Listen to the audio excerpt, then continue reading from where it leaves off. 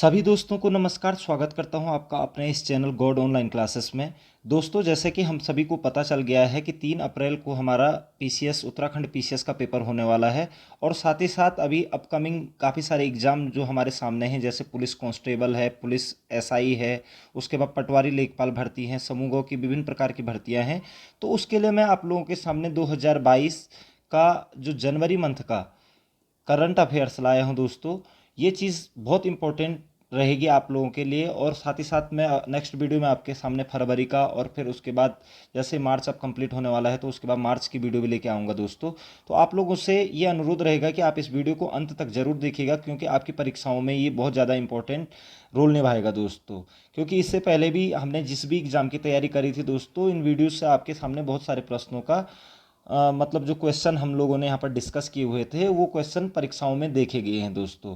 तो बढ़ते हैं दोस्तों आज के पहले क्वेश्चन की तरफ को, जो कि है इस तरीके से। हाल ही में किसे अंग्रेजी भाषा के लिए वर्ष 2021 का साहित्य अकादमी पुरस्कार मिला है दोस्तों? तो सबसे पहले दोस्तों यहाँ पर एक शब्द आ गया है साहित्य अकादमी पुरस्कार।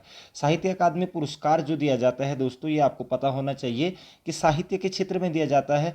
और इसकी जो शुरुआत हुई थी दोस्तों, सबसे पहले क्वेश्चन ये बन जाता है कि साहित्य अकादमी पुरस्कार की शुरुआत कब हुई थी? तो सर्वप्रथम 1955 ईस्वी में दोस्तों साहित्य अकादमी पुरस्कारों की शुरुआत हुई थी। और ये भारतीय भाषाओं में जो भारतीय संविधान की 8वीं अनुसूची है दोस्तों, उसमें 22 भाषाएं हैं। 22 भाषाओं के साथ साथ राजस्थानी और अंग्रेजी भाषा में भी दिया जाता है। ठीक है दोस्तों। तो टोटल ये मान के चला जाए कि कितनी भाषाओं में दिया जाता है, तो टोटल 24 भाषाओं में ही दिया जाता है दोस्तों। ठीक है। तो जो इस साल का 2021 का जो साहित्य अकादमी पुरस्कार था दोस्तों, ये दिया गया है 20 भाषाओं में। इस बार का जो दिया गया है 20 भाषाओं में दिया गया है। तो कुछ मैंने इसकी छोटी छोटी चीज़ें बता दी आपको कि साहित्य अकादमी पुरस्कार 1955 से दिए गए जाते हैं। और जो ये दिए जाते हैं आपके 22 संविधान की जो 8वीं अनुसूची में 22 भाषाएं हैं हमारी, उनमें, और राजस्थानी और अंग्रेजी भाषा 2 और ऐड कर लीजिए, तो कुल 24 भाषाओं के लिए दिया जाता है। लेकिन वर्ष 2021 में साहित्य अकादमी पुरस्कार 20 भाषाओं की साहित्यिक रचनाओं को दिया गया है दोस्तों। तो क्वेश्चन ये आ रहा है कि हाल ही में किसे अंग्रेजी भाषा के लिए, तो अंग्रेजी भाषा की अगर हम दोस्तों बात करेंगे, तो अंग्रेजी भाषा के लिए जो इस बार का साहित्य अकादमी पुरस्कार मिला है, वो मिला है दोस्तों आपका नमिता गोखले को। याद रखेंगे, ऑप्शन नंबर सी, अंग्रेजी भाषा के लिए मिला है नमिता गोखले को। और जो नमिता गोखले है, इनकी जो पुस्तक है दोस्तों, things to live behind, things to live behind दोस्तों, याद रखेंगे आप।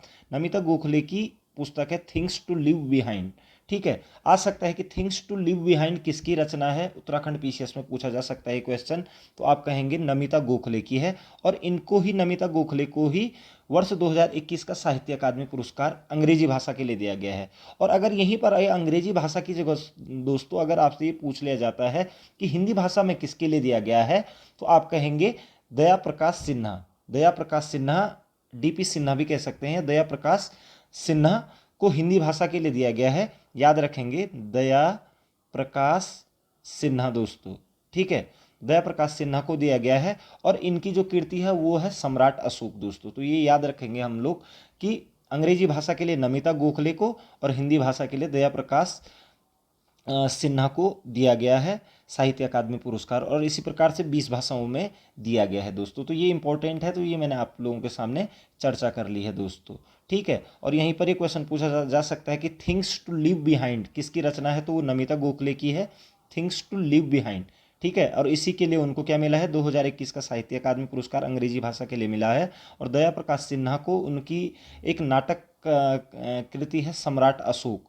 तो सम्राट अशोक पर उन्होंने लिखा, तो उन्हें हिंदी भाषा के लिए साहित्य अकादमी पुरस्कार दिया गया दोस्तों। नेक्स्ट क्वेश्चन पे चलते हैं।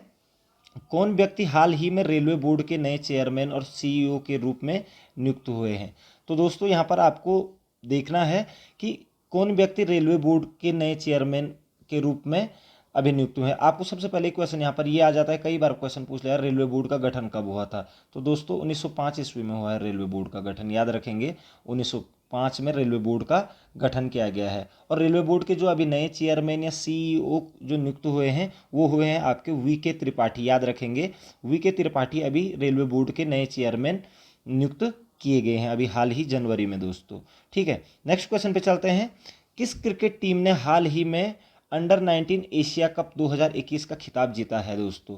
तो अंडर 19 एशिया कप 2021 का जो खिताब जीतने वाली जो टीम है दोस्तों, वो है आपका भारत। याद रखेंगे, भारत। और भारत ने अंडर 19 एशिया कप में श्रीलंका को हराया था दोस्तों। ठीक है, और अगर यहाँ पर एक क्वेश्चन और भी पूछ लिया जाता है दोस्तों आपसे कि अंडर 19 वर्ल्ड कप किसने जीता था, तो वो भी भारत ही ने जीता दोस्तों।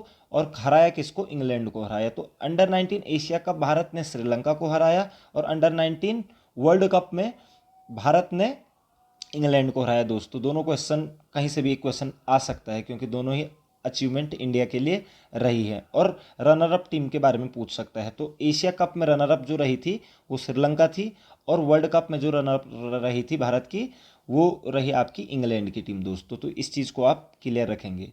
नेक्स्ट क्वेश्चन पे चलते हैं दोस्तों। हाल ही में कौन भारत का पहला एलपीजी युक्त और धुआं मुक्त राज्य बना है? तो एलपीजी युक्त यानी कि एलपीजी सभी घरों में एलपीजी हो गई है, यानी कि जो लिक्विड पेट्रोलियम गैस होती है, और धुआं मुक्त राज्य बन गया है, तो वो बन गया है दोस्तों आपका हिमाचल प्रदेश। याद रखेंगे, एलपीजी युक्त और धुआं मुक्त राज्य कौन बन गया है? हिमाचल प्रदेश दोस्तों, याद रखेंगे। नेक्स्ट क्वेश्चन पे चलते हैं। हाल ही में इनमें से कौन सी भारत की पहली कागज रहित अदालत बनी है, यानी कि पेपरलेस अदालत? ठीक है ना, पेपरलेस कोर्ट कहाँ पर बनी है? तो वो बन गई है आपकी केरल हाई कोर्ट दोस्तों। केरला हाई कोर्ट पहली कागज रहित यानी कि पेपरलेस अदालत बनी हुई है दोस्तों। नेक्स्ट क्वेश्चन पे चलते हैं दोस्तों। प्रतिवर्ष विश्व ब्रेल दिवस जनवरी महीने की किस तारीख को मनाया जाता है? तो ये बहुत कॉमन क्वेश्चन है और पूछा भी जाता है। तो दोस्तों आपको पता है कि विश्व ब्रेल दिवस ये जो अंधे लोग होते हैं उनके लिए एक भाषा पढ़ने और लिखने में काम आती है। ठीक है, तो लुइस ब्रेल ने इस ब्रेल लिपि का आविष्कार किया था, तो उन्हीं के जन्म दिवस को विश्व ब्रेल दिवस के रूप में मनाया जाता है, और ये मनाया जाता है आपका जनवरी महीने की 4 तारीख को दोस्तों। याद रखेंगे, 4 तारीख को विश्व ब्रेल दिवस मनाया जाता है। लुइस ब्रेल ब्रेल लिपि के जनक भी माने जाते हैं दोस्तों। नेक्स्ट क्वेश्चन पे चलते हैं। हाल ही में कौन तेल और प्राकृतिक गैस निगम ओएनजीसी की पहली महिला प्रमुख बनी है? क्योंकि महिला बनी है इसलिए इंपॉर्टेंट हो जाता है दोस्तों ये क्वेश्चन। तो ओएनजीसी यानी कि तेल और प्राकृतिक गैस निगम, तो इसकी जो पहली महिला प्रमुख बनी है दोस्तों ओएनजीसी की, वो बनी है आपकी अलका मित्तल। याद रखेंगे दोस्तों, अलका मित्तल। इससे पहले ये सदस्य थी ओएनजीसी में। ठीक है, अभी इनको प्रमुख बना दिया गया है, यानी कि ठीक है ओएनजीसी का सीईओ बना दिया गया है इनको। नेक्स्ट क्वेश्चन पे चलते हैं दोस्तों। किस शहर में हाल ही में भारत का पहला ओपन रॉक म्यूजियम खुला है? तो भारत का ओपन रॉक, रॉक का मतलब चट्टान होती है दोस्तों, तो चट्टानों का म्यूजियम कहाँ पर बना हुआ है? तो इसका आंसर हो जाएगा दोस्तों हैदराबाद में। ठीक है, और ये रॉक म्यूजियम हैदराबाद में बनाया गया है। यहाँ पर 35 भारत की 35 प्रकार की चट्टानों का नमूना रखा गया है दोस्तों। यहाँ 35 प्रकार की चट्टानों का नमूना रखा गया है, तो ये चीज़ आपको याद रखने के लिए अच्छी हो जाएगी। तो ओपन रॉक म्यूजियम कहाँ खोला गया भारत में पहला? तो आप कहेंगे हैदराबाद में दोस्तों। नेक्स्ट क्वेश्चन पे चलते हैं। हाल ही में दिए गए वर्ष 2022 के गोल्डन ग्लोब अवार्ड्स में किसे बेस्ट एक्टर का अवार्ड मिला है? तो दोस्तों याद रखेंगे, गोल्डन ग्लोब अवार्ड्स जो होता है ये मिलता है बेसिकली सिनेमा जगत के क्षेत्र में, यानी कि जो मनोरंजन के क्षेत्र में, यानी कि मनोरंजन का मुख्य साधन यहाँ पर सिनेमा है, तो सिनेमा के क्षेत्र में ये दिया जाता है, गोल्डन ग्लोब अवार्ड्स दिए जाते हैं। तो यहाँ पर क्वेश्चन पूछा जा रहा है कि बेस्ट एक्टर्स का अवार्ड किसे दिया गया है? तो जो बेस्ट एक्टर का जो अवार्ड दिया गया है दोस्तों, ये दिया गया है एंड्रू गारफील्ड को। याद रखेंगे, एंड्रू गारफील्ड को 2022 के गोल्डन ग्लोब अवार्ड का बेस्ट एक्टर का पुरस्कार दिया गया है दोस्तों। और अगर यहाँ पर बेस्ट मूवी की अगर हम बात कर लें दोस्तों, गोल्डन जो ग्लोब अवार्ड हैं 2022 के, तो फिल्म का नाम है the power of the dog. The power of the dog यानी कि कुत्ते की शक्ति, इस तरीके से आप याद रख सकते हैं। तो the power of the dog. ठीक है, तो बेस्ट मूवी का अवार्ड दिया गया है, और बेस्ट एक्टर का अवार्ड दिया गया है एंड्रू गारफील्ड को। याद रखेंगे, एंड्रू गारफील्ड को दिया गया है। ठीक है, और जो एंड्रू गारफील्ड थी जो ये गोल्डन ग्लोब अवार्ड हैं ये अभी 79th यानी कि 69वें, ठीक है ना, 69वें गोल्डन ग्लोब अवार्ड्स थे दोस्तों ये। ठीक है ना, तो ये क्वेश्चन आप इस तरीके से याद रखेंगे दोस्तों। नेक्स्ट क्वेश्चन पे चलते हैं दोस्तों। प्रतिवर्ष जनवरी महीने की किस तारीख को पूरे भारत में राष्ट्रीय युवा दिवस मनाया जाता है? तो नेशनल यूथ डे, ये आप लोगों को पता ही है, 12 तारीख को मनाया जाता है स्वामी विवेकानंद जी के जन्म दिवस पर, जिनका नरेंद्रनाथ दत्त था बचपन का नाम। तो 12 जनवरी को राष्ट्रीय युवा दिवस मनाया जाता है। और किसकी याद में मनाया जाता है दोस्तों? तो आप कहेंगे स्वामी विवेकानंद जी की जन्म तिथि पर। ठीक है, नेक्स्ट क्वेश्चन पर चलते हैं। हाल ही में किसे वीवो की जगह इंडियन प्रीमियम लीग यानी कि आईपीएल का नया टाइटल स्पॉन्सर बना दिया गया है? तो दोस्तों आप टीवी देखते होंगे, वहाँ पर भी आ रहा है, पहले वीवो आईपीएल आता था और अब आने लग गया है टाटा आईपीएल। तो इसका जो टाइटल स्पॉन्सर बनाया गया है, टाटा कंपनी को बना दिया गया है दोस्तों। तो इस बार का जो आईपीएल आप देखोगे आप, जो अब होने वाला है शुरू 25-26 मार्च से, तो उसमें टाटा आईपीएल आएगा। पहले वीवो आईपीएल आता था, अब टाटा आईपीएल हो गया दोस्तों। तो ये चीज़ भी क्लियर रखेंगे, 15वां संस्करण होगा ये अभी। ठीक है ना दोस्तों, नेक्स्ट क्वेश्चन पे चलते हैं। कौन व्यक्ति हाल ही में भारतीय अंतरिक्ष और अनुसंधान संगठन के अगले प्रमुख नियुक्त किए गए हैं? तो ये चीज़ भी आपको क्लियर रखनी है। भारतीय अंतरिक्ष और अनुसंधान संगठन ISRO, इसरो। तो यहाँ पर थोड़ा सा पहली बात कर लेता हूँ इसरो की। तो इसरो की 1969 में स्थापना की गई थी और इसका हेडक्वार्टर आपका बेंगलोर में है दोस्तों, याद रखेंगे। इसरो की स्थापना 1969 में हुई थी, ठीक है, और इसका हेडक्वार्टर कहाँ है आपका?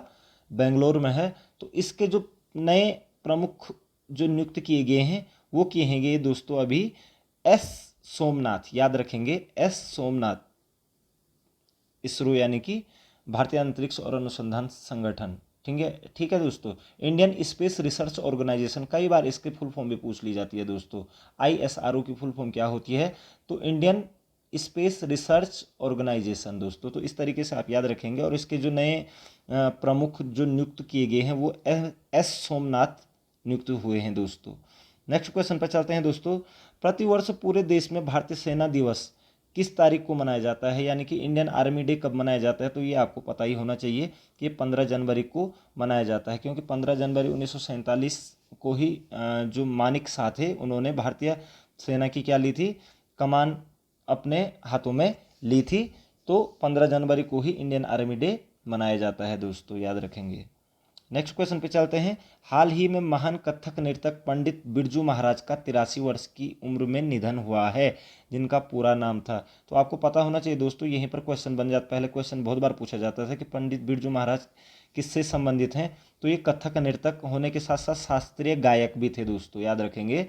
शास्त्रीय गायक होने के साथ साथ कथक नर्तक भी थे, ठीक है। और इनका जो पूरा नाम था वो था आपका ब्रिजमोहन नाथ मिश्र दोस्तों, याद रखेंगे, ब्रिजमोहन नाथ मिश्र। बिरजू महाराज का जो पूरा नाम था ब्रिजमोहन नाथ मिश्र, इनका पूरा नाम था दोस्तों, याद रखेंगे। नेक्स्ट क्वेश्चन पे चलते हैं दोस्तों।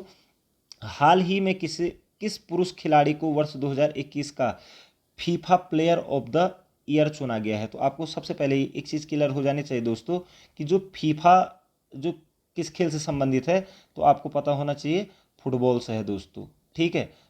कई बार पूछ लिया जाता है। और पेरिस में इसका हेडक्वार्टर है, तो फीफा का हेडक्वार्टर, ठीक है। तो फीफा जो फुटबॉल से संबंधित है, FIFA player of the year किसे चुना गया है? तो ये चुना गया है दोस्तों रॉबर्ट लेवांडोव्स्की। रॉबर्ट लेवांडोव्स्की ये पोलैंड के खिलाड़ी हैं दोस्तों, पोलैंड। और लगातार दूसरी बार इन्होंने FIFA player of the year चुना गया है इनको, ठीक है। और लियोन्स मेसी जो कि एक महान फुटबॉलर हैं, इनको दूसरा स्थान इसमें प्राप्त हुआ था दोस्तों। तो याद रखेंगे रॉबर्ट लेवांडोव्स्की, पोलैंड के जो खिलाड़ी हैं, इन्हें FIFA player of the year 2021 चुना गया है दोस्तों। नेक्स्ट क्वेश्चन पे चलते हैं दोस्तों। हाल ही में किन 3 राज्यों ने 21 जनवरी 2022 को अपना 50वां स्थापना दिवस मनाया?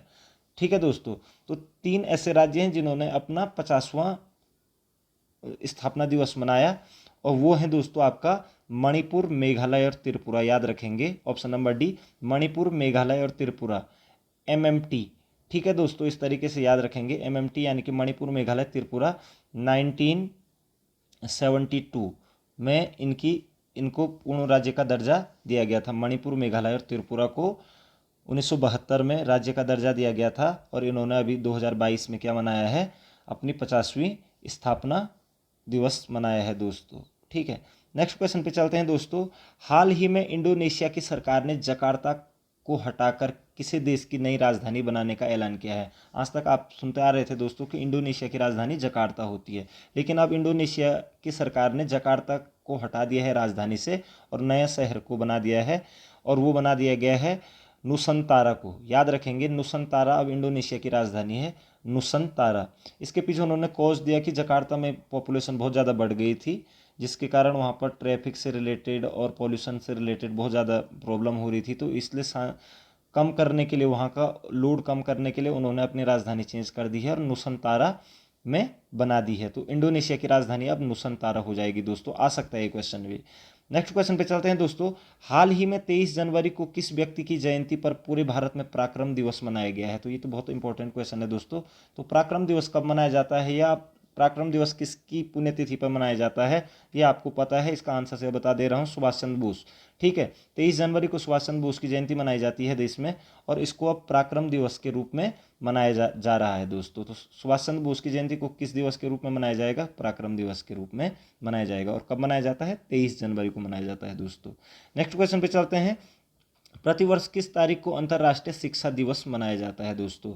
तो शिक्षा दिवस, जो अंतर्राष्ट्रीय जो शिक्षा दिवस है, नेशनल डे ऑफ एजुकेशन, ठीक है, ये मनाया जाता है दोस्तों 24 जनवरी को। याद रखेंगे, अंतर्राष्ट्रीय शिक्षा दिवस, ये शिक्षक दिवस नहीं है दोस्तों, शिक्षा दिवस है। इंटरनेशनल डे ऑफ एजुकेशन 24 जनवरी को मनाया जाता है ये। और इसकी जो घोषणा संयुक्त राष्ट्र महासभा ने ये 2018 दिसंबर 2018 में की थी, और पहली बार ये जो मनाया गया था 2019 में मनाया गया था दोस्तों। ठीक है, अंतर्राष्ट्रीय शिक्षा दिवस पहली बार 2019 में मनाया गया, और ये अभी भी मनाया गया 24 जनवरी को। ठीक है दोस्तों, 2022 में। ठीक है, तो याद रखेंगे अंतर्राष्ट्रीय शिक्षा दिवस कब मनाया जाता है? 24 जनवरी को मनाया जाता है। ठीक है, नेक्स्ट क्वेश्चन पे चलते हैं दोस्तों। ये वही क्वेश्चन आ गया। हाल ही में जारी वर्ष 2021 की भ्रष्टाचार अवधारणा सूचकांक में भारत को कौन सा स्थान मिला है दोस्तों? तो भ्रष्टाचार अवधारणा सूचकांक, आपको बता देना चाहूँगा, भ्रष्टाचार अवधारणा सूचकांक का जो मूल्यांकन करती ट्रांसपेरेंसी करके कोई मतलब एक एजेंसी है। ठीक है, तो भ्रष्टाचार अवधारणा सूचकांक में जो भारत को जो स्थान मिला है दोस्तों, वो मिला है आपका 85वां स्थान, 85th। ठीक है, पिछली बार 86 पोजीशन पे थी, इस बार 85th एक पोजीशन ऊपर आ गए हैं, 85वें स्थान पर आ चुके हैं दोस्तों। इसमें 180 देशों पर सर्वे किया गया और भारत को 85वां स्थान मिला है भ्रष्टाचार अवधारणा सूचकांक में। तो आ सकता है क्वेश्चन, इस तरीके के क्वेश्चन कुछ ज़्यादा ही पूछे जाते हैं आयोग के द्वारा। तो भ्रष्टाचार अवधारणा सूचकांक में भारत को 85वां स्थान प्राप्त हुआ है दोस्तों। नेक्स्ट क्वेश्चन पे चलते हैं दोस्तों। हाल ही में कुल कितनी हस्तियों को पद्म अवार्ड 2022 देने की घोषणा हुई है? तो पद्म अवार्ड दिए गए हैं दोस्तों, और जो दिए गए 2022 में वो दिए गए हैं टोटल 128 दोस्तों। ठीक है, अब इसमें 3 प्रकार के पुरस्कार होते हैं। एक तो होते हैं पद्मश्री, PS बोल देंगे इसको। उसके बाद जो सबसे छोटा होता है पद्मश्री होता है। उसके बाद पद्म भूषण, पद्म भूषण और पद्म विभूषण दोस्तों। तो जो पद्मश्री है ये लगभग आपका लगभग नहीं 107 लोगों को ये मिला दोस्तों, 107 लोगों को पद्मश्री से सम्मानित किया गया। उसके बाद पद्म भूषण, ठीक है, ये आपका 17 लोगों को दिया गया दोस्तों। ठीक है, और उसके बाद पद्म विभूषण आपका 4 लोगों को दिया। तो अगर इस तरीके से इनको जोड़ लिया जाए तो 128 लोगों को पद्म पुरस्कार दिए गए हैं दोस्तों, 128। तो ये क्वेश्चन आ सकता है। अब ये पूछा जा सकता है कि 2022 में पद्म विभूषण कितने व्यक्तियों को दिया गया? तो आप कहेंगे 4। अगर पद्म भूषण कितने व्यक्तियों को दिया गया? तो आप कहेंगे दोस्तों कि 17। और अगर आपसे कहा जाता है कि पद्मश्री कितने लोगों को दिया गया, तो आप कहेंगे 107 लोगों को दिया गया है दोस्तों। तो इस तरीके से आप इस क्वेश्चन का आंसर क्लियर कर सकते हैं। तो 128 टोटल आपका आंसर हो जाएगा दोस्तों। नेक्स्ट क्वेश्चन पे चलते हैं। कौन व्यक्ति हाल ही में भारत के नए मुख्य आर्थिक सलाहकार नियुक्त किए गए हैं? तो कौन व्यक्ति हाल ही में भारत के नए मुख्य आर्थिक सलाहकार नियुक्त किए गए हैं? तो ये आपको क्लियर हो जाना चाहिए दोस्तों। ऑप्शन नंबर डी है वी अनंत नागेश्वरन। ठीक है, वी अनंत नागेश्वरन इससे पहले प्रधानमंत्री के आर्थिक सलाहकार के सदस्य थे, और इन्हें अब मुख्य आर्थिक सलाहकार नियुक्त कर दिया गया है भारत का। तो वी अनंत नागेश्वर स्वर्ण को भारत का क्या बनाया गया है, मुख्य आर्थिक सलाहकार दोस्तों। नेक्स्ट क्वेश्चन है दोस्तों, हाल ही में किस शहर में भारत के पहले संविधान पार्क का शिलान्यास किया गया है।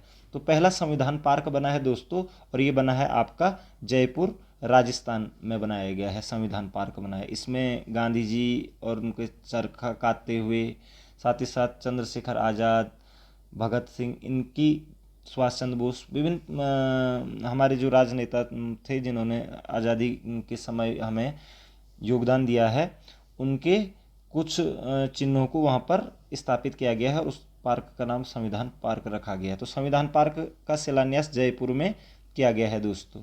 नेक्स्ट क्वेश्चन पे चलते हैं दोस्तों, हाल ही में किस खिलाड़ी ने ऑस्ट्रेलियाई ओपन 2022 में पुरुष एकल का खिताब जीता है।